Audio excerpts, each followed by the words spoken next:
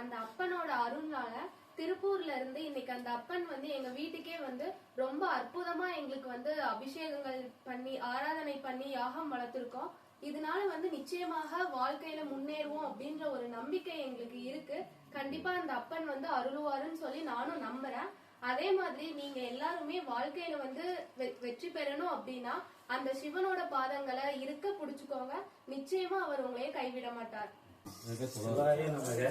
சாமி திருப்பூர்ல இருந்து சிவனுடைய திருவுருவங்களை கொண்டு நல்லா பூஜை நடத்தி வீட்டுக்கு யாகம் நடத்தி கொடுத்துருக்காரு. இனி எல்லாம் நல்லா வளமும் பெற்று வாழ்வோம் என தேவதாம்பட்டியிலிருந்து பேசுகிறோம். திருச்சிற்றம்பலம். இந்த ஆன்மீக நிகழ்வானது தேனி மாவட்டம் தேவதானப்பட்டியில் நடைபெறக்கூடிய ஒரு இறை வழிபாடாகும். கருவறையில் இருக்கக்கூடிய சிவலிங்கத்தை அல்லது மற்ற எல்லா தெய்வங்களையும் நாம் சென்று வழிபாடு செய்வதற்கோ இல்லை இருக்கக்கூடிய அந்த விக்கிரகங்களை தொடுவதற்கோ எண்ணற்ற வகையான சாஸ்திரங்கள் சடங்குகள் நிறைய சொல்லியிருக்கிறாங்க. ஆனால் இந்த நிகழ்ச்சியை நம்ம பார்க்கின்ற சமயத்தில் ஒரு குடும்பமே ஒன்றாக இணைந்து நம்மளை படைத்த அந்த அப்பனுக்கு மிக அழகாக அபிஷேகமானது நடைபெற்று கொண்டு இருக்கக்கூடிய நிகழ்வாகும். இந்த நிகழ்ச்சியை பார்க்கும்போது நம்ம உடம்பே ஒரு புல்லரிக்கக்கூடிய ஒரு நிகழ்வுகளாக இருக்கின்றது. ஏனென்றால் ஒவ்வொரு வகையான அபிஷேகத்திற்கும் ஒவ்வொரு விதமான நற்பலன்களை தருவதாக நம்முடைய சாஸ்திரங்கள் நமக்கு எடுத்துரைக்கின்றன. சிவலிங்கத்தை வச்சு நம்ம வீட்டில் பூஜை செய்யக்கூடாது, சிவபெருமானுடைய ஃபோட்டோ வைக்கக்கூடாது, இப்படின்னா எண்ணற்ற வகையான காரணங்களை சொன்ன காலங்கள்லாம் மாறி போய் இக்காலகட்டத்தில் சிவலிங்கத்தே வீட்டில் வச்சு பூஜை செய்கிறாங்க. அப்படின்னா எப்போ இவர்கள் சிவன் மேலே எப்படி ஒரு பற்றுதல் வைத்திருக்கணும், இல்லை சிவபெருமானை இவங்க எவ்வாறு புரிந்து சிவனுடைய அருளை அடைந்திருக்கணும் என்று நம்ம சிந்திச்சு தான் பார்க்க வேண்டிய ஒரு நிகழ்வாகும்.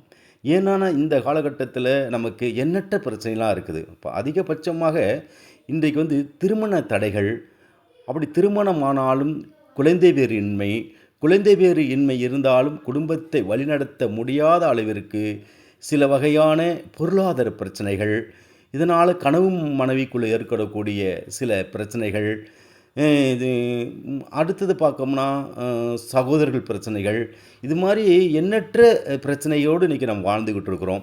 சில வீடுகள்லாம் பார்த்தோம்னா குழந்தையே நாம் வளர்த்து ஆளாக்கி அந்த குழந்தையினுடைய பிரச்சனைகள் பெற்றோர்களுக்கு பெருவகையான துன்பத்தை தரக்கூடிய நிகழ்வுகளாக இருந்து கொண்டு இருக்கிறது. இது மாதிரி பிரச்சனைகளை எல்லாம் நிவர்த்தி செய்யக்கூடிய கடவுள் யார் அப்படின்னா சிவபெருமான் மட்டும்தாங்க.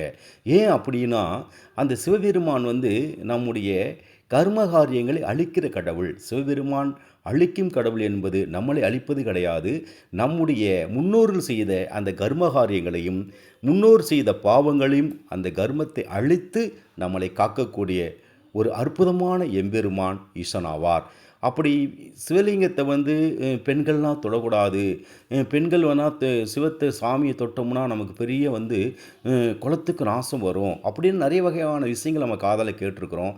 இங்கே பார்த்தோம்னா பெண்கள் அழகாக என்ன பண்ணுறாங்க, அபிஷேகம் செஞ்சுக்கிட்டு இருக்கிறாங்க. இந்த நிகழ்வு நம்முடைய பிரச்சனைகளிலிருந்து நம்ம வெளிப்பட்டு கொண்டு வரக்கூடிய ஒரு கடவுளாக, அது வீட்டுக்கே எம்பெருமான், அதாவது நம்முடைய மாணிக்க வாசகரை தேடி எப்படி சிவபெருமான் சென்றாரோ அதே மாதிரி இவர்களுடைய இருக்கக்கூடிய இடத்தை தேடி எம்பெருமான் சென்றிருக்கிறார். ஏன்னா எல்லாருக்கும் இந்த வகையான பாக்கியம்லாம் கிடைக்காது.